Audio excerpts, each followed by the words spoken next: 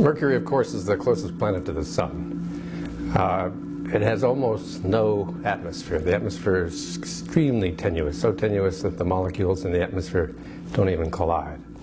That means that the surface of Mercury is bathed in sunlight on the day side and exposed to outer space on the night side. And the diurnal variation in temperature is 600 degrees centigrade, 1100 degrees Fahrenheit between day and night.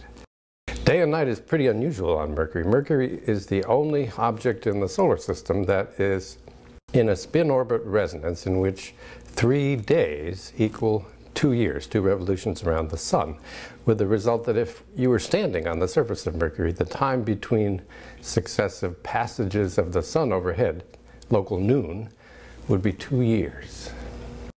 When Mariner 10 flew by Mercury 3 times in 1974 and 1975, the one and only spacecraft ever to visit Mercury before now, it imaged a little less than half the planet, about 45% of the planet. In fact, I'm holding a globe of Mercury, and you can see in brown the part of the planet that was imaged by Mariner 10, and you can see in dark gray the part of the planet that we've never seen close up by spacecraft.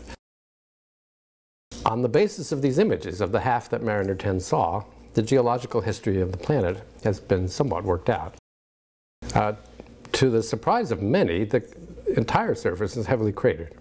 And to the extent that we are able to extrapolate what we know about the rate of cratering of planetary surfaces by comets and asteroids over the history of the solar system, this surface looks older than that of any other terrestrial planet, even than our own moon.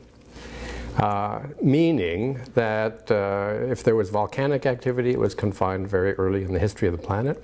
What tectonic deformational activity we can see was also confined very early. And most of the recent geological events on the surface of the planet have been more and more impact craters. So you've got this very ancient surface in terms of internal geological processes.